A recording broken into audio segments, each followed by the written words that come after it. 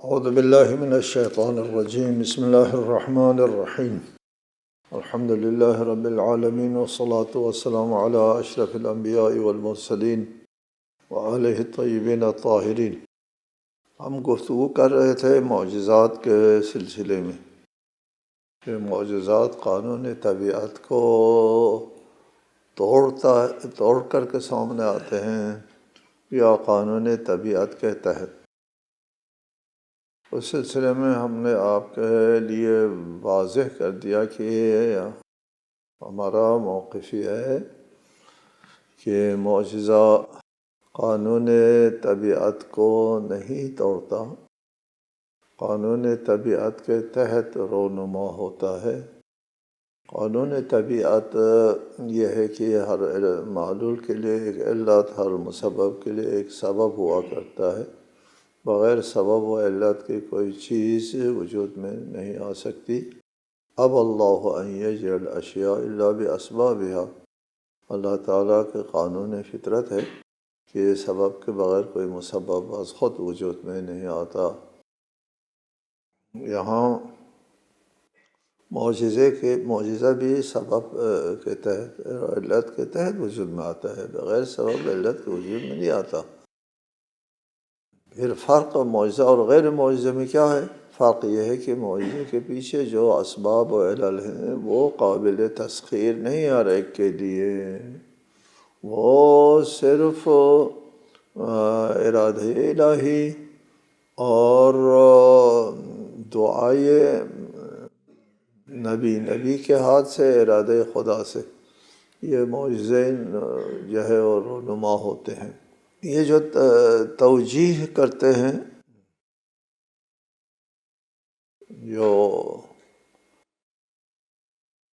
لوگ مرعوب ہیں سائنس وغیرہ سے، جو مرعوب ہے وہ لوگ توجیہ کرتے ہیں، وہ بعض معجزات کے بارے میں اگر آپ کے لیے کوئی توجیہ ملتی ہے، لیکن بعض معجزات کے لیے توجیہ بھی نہیں ملتی۔ مثلا عصائے موسیٰ کا اژدہا بن جانا ایک دم بلا وقفہ، اس کی کیا آپ کے پاس توجیہ ہے؟ کوئی توجیہ نہیں۔ اس کے پیچھے ایک علت و سبب ہے، اس علت و سبب کے تحت یہ عصا اژدہا بن جاتا ہے۔ یک مرتبہ نہیں ہو سکتا، لیکن یک مرتبہ فوراً عصا کا اژدہا کیسے ہوا؟ یہ اس کے پیچھے جو عوامل ہیں، جو اسباب ہیں، جو علل ہیں، وہ ہر ایک کے لیے قابل تسخیر نہیں ہے۔ اگر ہر کے لیے قابل تسخیر ہے تو پھر معجزہ نہیں ہے۔ معجزہ وہ ہوتا ہے جو ہر ایک کے لیے قابل تسخیر نہ ہو۔ لہٰذا عصا کا فوراً اژدہا بن جانا یہ کسی کے لیے قابل تسخیر نہیں ہے۔ وہ حقیقتاً اژدہا بن گیا تھا۔ سحر، جادو میں معجزے میں فرق کیا ہے؟ جادو میں یہ ہوتا ہے کہ لوگوں کو نظر آتا ہے، حقیقت کے برخلاف۔ حقیقتاً ایسا نہیں ہوتا، لوگوں کو احساس ایسا ہوتا ہے، اس کو جادو کہتے ہیں۔ لوگوں کو آنکھوں کا دھوکہ ہوتا ہے۔ جادو جو ہے وہ دھوکہ ہے، فریب ہے، حقیقت سے اس کا کوئی ربط نہیں ہوتا۔ یہاں پہ حضرت موسیٰ نے جب اژدہے کا معجزہ دکھایا تو جادو کہہ دیا اس کو، اور یہ معجزہ، دو معجزے دیکھے، ایک اژدہا بننا اور ایک ید بیضا۔ اس وقت ایک جابر حکمراں، جابر فرعون بھی اپنا ذاتی نظریہ پیش نہیں کر پاتا، وہ جابرانہ حکم نہیں چلتا ادھر، معجزہ بہت سنگین ہے، اس کا مقابلہ کیسے کیا جائے؟ اس نے اپنے درباریوں سے مشورہ لینا شروع کر دیا۔ ان سے کہا یرید ان یخرجکم من ارضکم بسحرہ فماذا تأمرون، کہ وہ چاہتا ہے کہ اس جادو کے ذریعے ہم کو اپنی سرزمین سے نکالیں۔ ایک قابل توجہ بات یہ بھی ہے، حضرت موسیٰ کا مطالبہ یہ تھا کہ ہم کو مصر سے جانے دیں، ہم کو اس مصر کی سرزمین سے نکلنے دیں، یہ مطالبہ تھا، بنی اسرائیل کو مصر سے نکلنے دو، اور یہ کہتا ہے کہ یہ ہم کو مصر سے نکالنا چاہتا ہے، الٹا حضرت موسیٰ کہتے ہیں ہم کو مصر سے نکلنے دو، فرعون کہتا ہے موسیٰ ہم کو مصر سے نکالنا چاہتا ہے۔ وہ پہلے بتایا آپ کو، کیونکہ حضرت موسیٰ کا جو دعویٰ ہے، دعوی نبوت، یہ اس کی بادشاہت کے خلاف، اس لیے وہ کہتا ہے کہ میں نے عرض کیا تھا کہ یہ سیاسی بھی ہے، سیاسی اعتبار سے اور مذہبی اور فکری اور عقیدتی اعتبار، ہر اعتبار سے یہ معجزہ جو ہے وہ فرعون کے خلاف جا رہا تھا۔ فماذا تأمرون، یہ استبدادی فکر رکھنے والا یہ بھی وہ مشورہ مانگتا ہے لوگوں سے۔ فماذا تأمرون، تم کیا مشورہ دیتے ہو، کیا کرنا چاہیے، اس کا توڑ کیا ہے؟ یہ جو اس نے بہت بڑا جادو پیش کیا ہے، اس کا توڑ کیا ہے؟ مشورہ کیا ملتا ہے؟ مشورہ ملتا ہے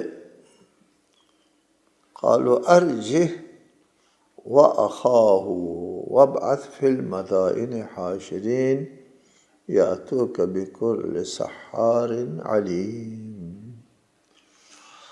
مشورہ دینے والوں نے مشورہ دیا کہ اس کو اور اس کے بھائی کو مہلت دے دو، ٹھیک ہے، اور شہروں میں ہرکارے بھیج دو، اور تمام ماہر جادو جو ہے وہ تمہارے پاس جمع ہو کر کے آئے۔ اس نے جادو کیا تو ہم اس کا مقابلہ جادو سے کریں، ماہر جادوگروں کو، ساحروں کو بلا کر کے اس کا مقابلہ ہو سکتا ہے۔ یہ مشورہ ملا۔ اس واقعے کا قرآن مجید میں کئی بار ذکر آیا ہے، پہلے بھی اس کا ذکر آیا، اس لیے ہم زیادہ یہاں وقت نہیں لگاتے۔ چنانچہ اس مشورے کے تحت فرعون نے تمام جادوگروں کو جمع کیا۔ فَجُمِعَ السَّحَرَةُ لِمِيقَاتِ يَوْمٍ مَّعْلُومٍ، چنانچہ مقررہ دن کے مقرر وقت پر جادوگر جمع کر لیے گئے۔ جادوگر سب ہو گئے، جمع ہو گئے، کہ کہتے ہیں کہ وہ دن کون سا دن تھا؟ لِمِيقَاتِ يَوْمٍ مَّعْلُومٍ، ایک معلوم اور متعین دن کا، جو ان کو قرآن نے ایک دوسری جگہ یوم الزینہ کہا ہے، ان کے کوئی تہوار کا تھا، مثلا دن تھا۔ کیا دن تھا؟ حضرت ابن عباس روایت کرتے ہیں، تفسیر بغوی میں ہے کہ وہ دن نوروز اور شنبے کا دن تھا۔ تفسیر تبریر میں بنابر صحت روایت حضرت موسیٰ کی فتح کا دن نوروز کا دن تھا۔ یہ ان تفاسیر میں یہ روایات موجود ہیں۔ العہد علی الراوی، دن کا تعین ہوتا ہے، اور لوگوں کو بھی بلاتے ہیں، ساحروں کو بھی آمادہ تیار کیا جاتا ہے۔ وقیل للناس هل انتم مجتمعون، لوگوں میں بھی اعلان ہوتا ہے، شاہی دربار کی طرف سے اعلان ہوتا ہے کہ جمع ہو جاؤ۔ لوگوں سے کہا گیا تم جمع ہو جاؤ گے، یعنی ہو جاؤ۔ لعلنا نتبع السحرة كانوا هم الغالبین، شاید ہم جادوگروں کے پیچھے چلیں اگر یہ لوگ غالب رہیں، شاید یہ لوگ غالب رہیں، جشن منائیں، خوشی منائیں، فتح کا دن ہو وہ دن، اور سب جمع ہو جائیں وہ دیکھنے کے لیے۔ اول تو اپنے جادوگروں کی جادو کا مظاہرہ قابل دید ہوگا، اس کا تماشا کریں، ثانیاً جو ہے فتح ہماری ہوگی۔ لعلنا نتبع السحرة، تاکہ ہم جادوگروں کی پیروی کریں، موسیٰ کی پیروی نہ کریں۔ جی ایک یہ بھی ہے مسئلہ کہ جادوگروں کو جب بلایا، جادوگر تو سمجھ گئے تھے کہ موسیٰ نے جو پیش کیا ہے وہ جادو نہیں ہے، اس لیے وہاں اختلاف بھی ہو گیا، نہ کرو ہم شکست کھا جائیں گے، رسوا ہو جائیں گے۔ تو چونکہ اعلان ہو چکا تھا کہ اب پیچھے نہیں ہٹ سکتے، اس طرح جادوگروں کو بلانے کا فیصلہ ہوتا ہے۔ یہاں دو رائے تھی، ایک یہ کہ یہ جادو نہیں ہے موسیٰ کا عمل، اب یہ جادوگری کا مظاہرہ نہیں ہونا چاہیے، اور دوسری رائے یہ تھی کہ مظاہرہ ہونا چاہیے۔ اس آیت میں اس بات کی طرف اشارہ ہے لعلنا نتبع السحرۃ، ہم جادوگروں کے پیروکار بن جائیں، یعنی اس کے مقابل والوں کے پیروکار نہ بنیں۔ فلما جاء السحرۃ قالوا لفرعون أئن لنا لأجرا إن كنا نحن الغالبین۔ دربار میں جب مفاد پرست آتے ہیں تو اپنے مفاد کی بات کرتے ہیں۔ جب جادوگر آگئے تو فرعون سے کہنے لگے اگر ہم غالب رہے تو ہمارے لیے کوئی صلہ بھی ہوگا؟ قال نعم، ہاں، فرعون نے کہا ہاں، وَإِنَّكُمْ إِذًا لَمِنَ الْمُقَرَّبِينَ، اگر تم جیت گئے تو تم شاہی دربار میں مقربین دربار میں سے ہوں گے۔ یہ وعدہ شادہ بھی ہو جاتا ہے، ظاہر ہے اگر وہ لوگ غالب آتے ہیں، موسیٰ شکست کھا جاتا ہے، ان کی بہت پذیرائی ملتی، دربار میں قربت ملتی وغیرہ، میدان سج جاتا ہے۔ جادوگر جو ہے وہ اپنا جادو پیش کرتے ہیں، جادو پیش کرتا ہے، اور ادھر حضرت موسیٰ اپنے عصا لے کر اس طرف کھڑے ہیں، اور ادھر جو ہے وہ عوامی میلہ بھی لگا ہوا ہے، بہت بڑی دنیا جمع ہے، ادھر جادوگر ہے، ادھر موسیٰ ہے۔ بظاہر دیکھنے میں تو ادھر شان و شوکت ہے، اور ادھر ایک لاٹھی لے کے ایک بندہ کھڑا ہے، کچھ نہیں ہے اس کے پاس۔ قال لهم موسیٰ القوا ما انتم ملقون، حضرت موسیٰ نے ان جادوگروں سے کہا تمہیں جو پھینکنا ہے پھینکو۔ دوسری جگہوں پر ہے، دوسری آیات میں کئی جگہ اس کا ذکر آیا ہے نا کہ ہم پہلے پھینکے، تو حضرت موسیٰ نے کہا تم پہلے پھینکو۔ فَأَلْقَوْا حِبَالَهُمْ وَعِصِيَّهُمْ وَقَالُوا بِعِزَّةِ فِرْعَوْنَ إِنَّا لَنَحْنُ الْغَالِبُونَ، چنانچہ فرعون کے جادوگروں نے اپنی رسیوں اور لاٹھیوں کو ڈال دیا، پھینک دیا، میدان میں ڈال دیا۔ رسی اور لاٹھی دو چیزوں کو استعمال کیا ہے، ٹھیک ہے جی۔ وَقَالُوا بِعِزَّةِ فِرْعَوْنَ إِنَّا لَنَحْنُ الْغَالِبُونَ، اور کہنے لگے فرعون کے جاہ جلال کی قسم، عزت فرعون کی قسم، فرعون ان کا معبود ہے، اور اس لیے اسی کی قسم کھاتے ہیں کہ ہم ہی غالب آئیں گے۔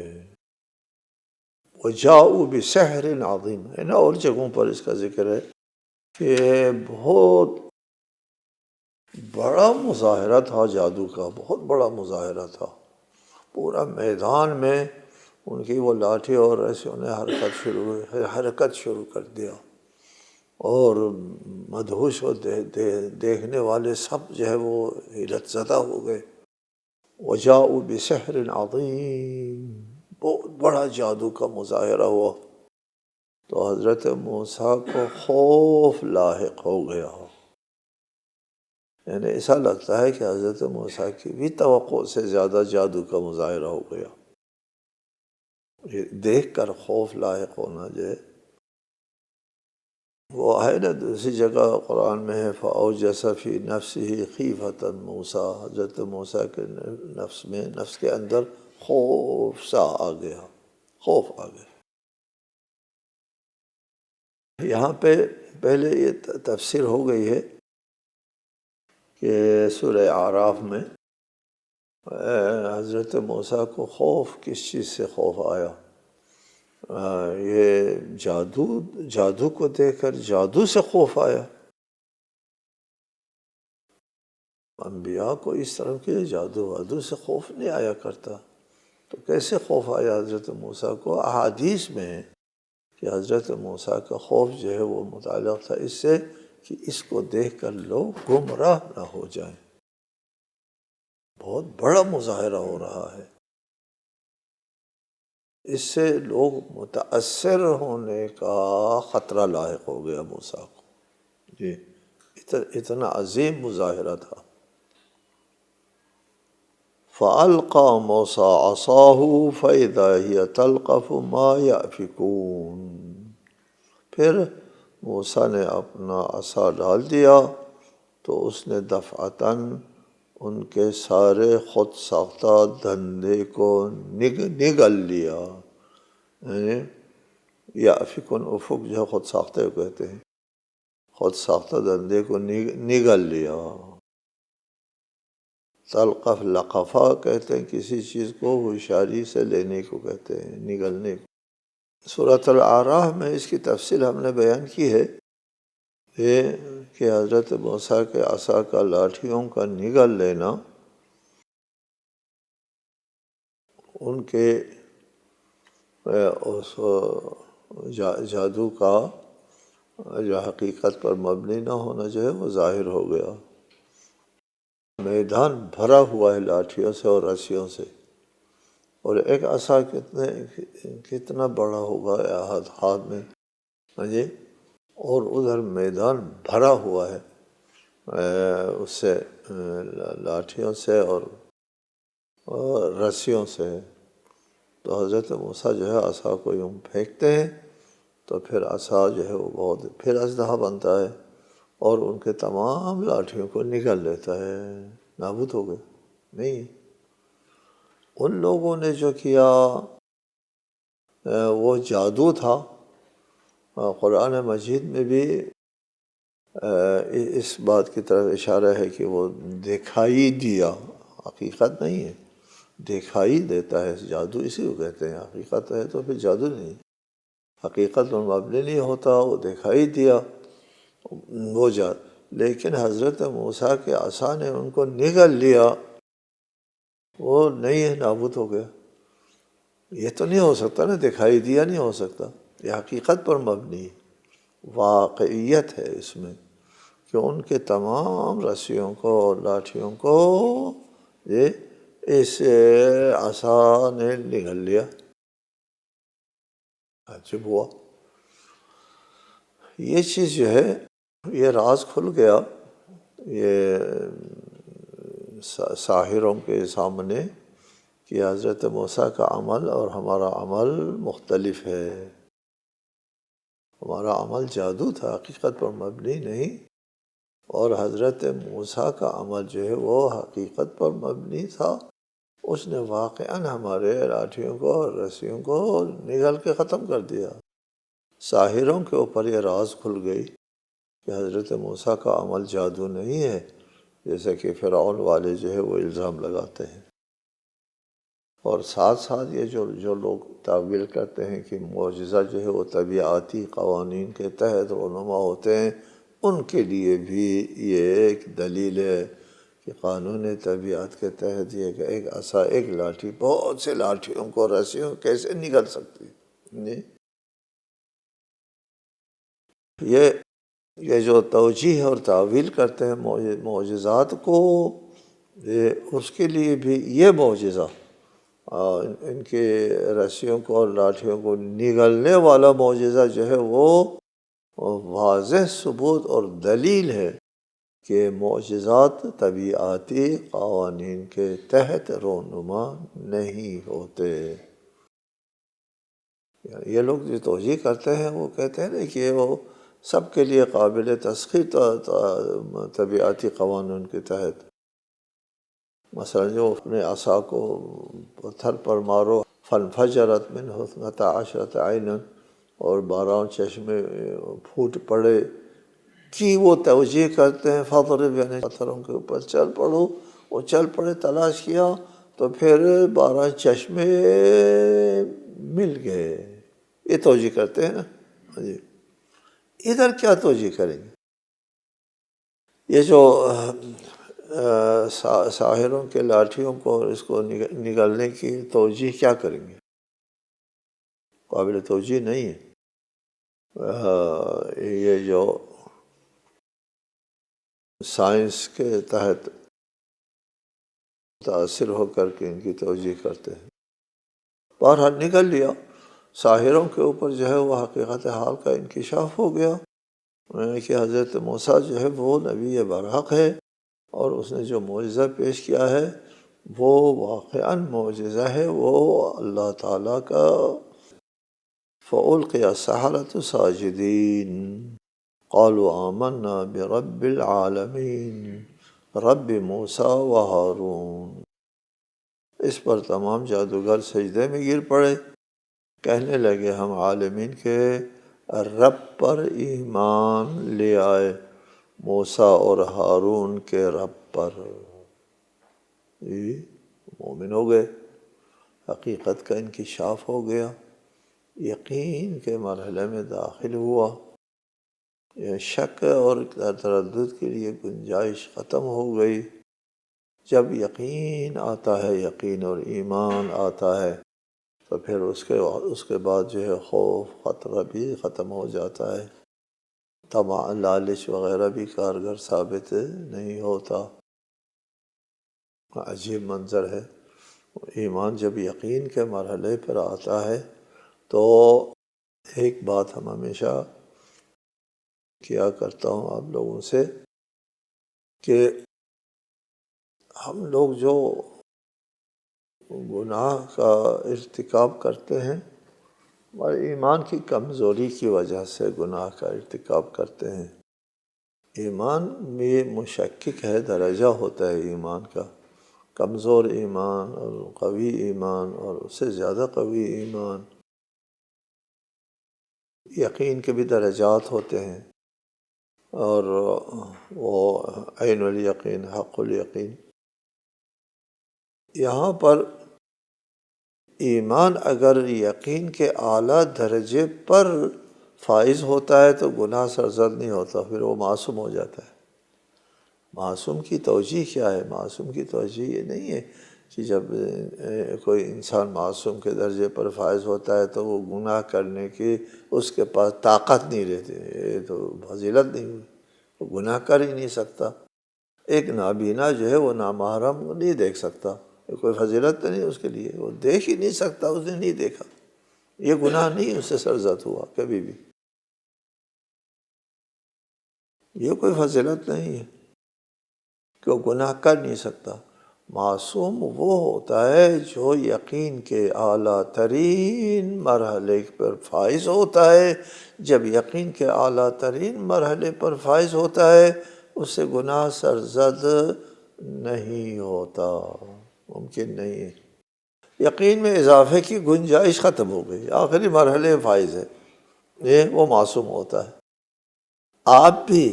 آپ کسی ایک مسئلے میں یقین کے اس درجے پر فائز ہو جائے تو اس گناہ میں سے آپ پاک رہیں گے، ملوث نہیں ہوں گے، آپ وہ گناہ نہیں کریں گے۔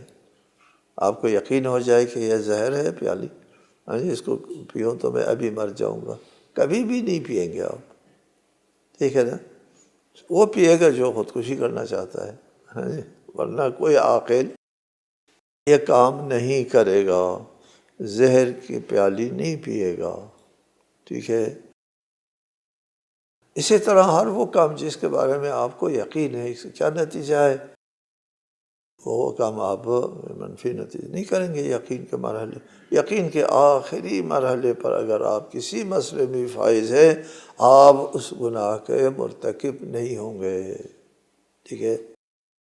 یہی ہوا، یہ جادوگر یقین کے آخری مرحلے پہ آ گیا، یہ صورتحال دیکھ کر انہوں نے خود اپنے آنکھوں سے مشاہدہ کیا، معائنہ کیا، ان جادو کی چیزوں کو انہوں نے خود بنایا تھا۔ آخر جادوگر اور غیر جادوگر دونوں میں فرق ہوتا ہے، جادوگر کو یقین آ گیا، دوسروں کو نہیں آئے، کیا وجہ ہے؟ ان کو پتہ چلا کہ ہم نے کیا کیا تھا. جی. فَأُلْقِيَ السَّحَرَةُ سَاجِدِينَ. فرعون جیسے طاغوت کے ہوتے ہوئے سجدہ کرتے ہیں اور ایمان لے آتے ہیں اور رب العالمین پر ایمان لاتے ہیں، اس کا مطلب ہی ہے فرعون کو باطل ثابت کرتے ہیں، بغاوت کرتے ہیں. یہ جرأت اور یہ توانائی کہاں سے آئی؟ یقین کی وجہ سے. جی. وہ ایمان یقین کے مرحلے پہ داخل ہوا تو پھر خوف ڈر ختم. قال آمنتم له قبل ان آذن لكم انه لكبيركم الذي علمكم السحر فلسوف تعلمون لأقطعن أيديكم وأرجلكم من خلاف ولأصلبنكم أجمعين. فرعون نے کہا میری اجازت سے پہلے تم موسیٰ کو مان گئے. یعنی طاغوت کے اس میں طاغوت کی طبیعت بدثانیہ بنی ہوئی تھی نا کہ رعیت میں سے کوئی شخص کوئی بھی کام کرنا ہو تو اس کی اجازت کے بغیر نہیں کر سکتا، ورنہ ایمان لانے کے لیے اسے اجازت لیتے تو وہ ایمان کی اجازت دیتا. اپنے کلچر اور ثقافت اور اپنی ذہنیت کے مطابق بات کرتا ہے کہ میری اجازت کے بغیر تم نے خود سے فیصلہ کیوں کیا. یعنی یہاں فرعون کے لیے موسیٰ کے اوپر ایمان لانا جو ہے اس سے زیادہ اس بات میں ان کو دشواری گھرانی پیش آئی کہ میرے اجازت کے بغیر انہوں نے خود فیصلہ کیوں کیا. یعنی میری بادشاہت متاثر ہو گئی، میری بالادستی متاثر ہو گئی، میری حکومت متاثر ہو گئی، انہوں نے اپنا فیصلہ خود کیا. دیکھو قال آمنتم له قبل ان آذن لكم. سوچ دیکھو عامر اور استبداد کی سوچ جی اس طرح ہوتی ہے. انه لكبيركم الذي علمكم السحر فلسوف تعلمون. یہ تمہارے بڑے نے تم کو یہ سحر جادو سکھایا ہے، ابھی تم کو پتہ چلے گا. ہم تمہارے ہاتھ پاؤں کاٹیں گے الٹے سمت سے اور تم سب کو سولی پر لٹکا دوں گا. جی. یہ دھمکی اور یہ فیصلہ فرعون کی طرف سے مل جاتا ہے جادوگروں کے بارے میں جنہوں نے ایمان لے آیا تھا.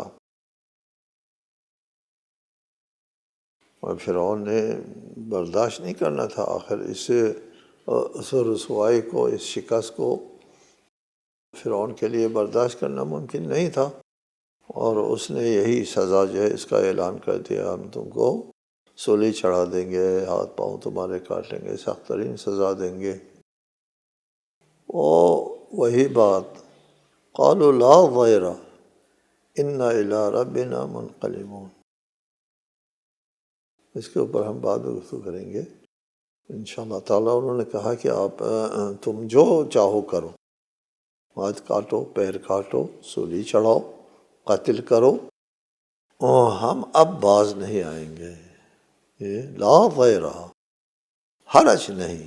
دیکھو ہاتھ کاٹنا حرج نہیں، کوئی حرج نہیں. کیا بات! ایمان اور یقین کی منزل پر آنے کے بعد یہ حالت ہوتی ہے مومن کی حالت. ٹھیک ہے. وہ اس سے ہم بہت سی باتیں اپنے ائمہ کی سمجھ سکتے ہیں. اگر مجھے ٹکڑے ٹکڑے کرو تو بھی میں اپنے موقف سے نہیں ہٹوں گا. وغیر کیسے ہٹیں گے؟ مومن اور یقین والا جو ہے وہ ان چیزوں سے نہیں ڈرتے. یہ دنیا کی چند دنوں کے بارے میں خوف زدہ نہیں ہوتے.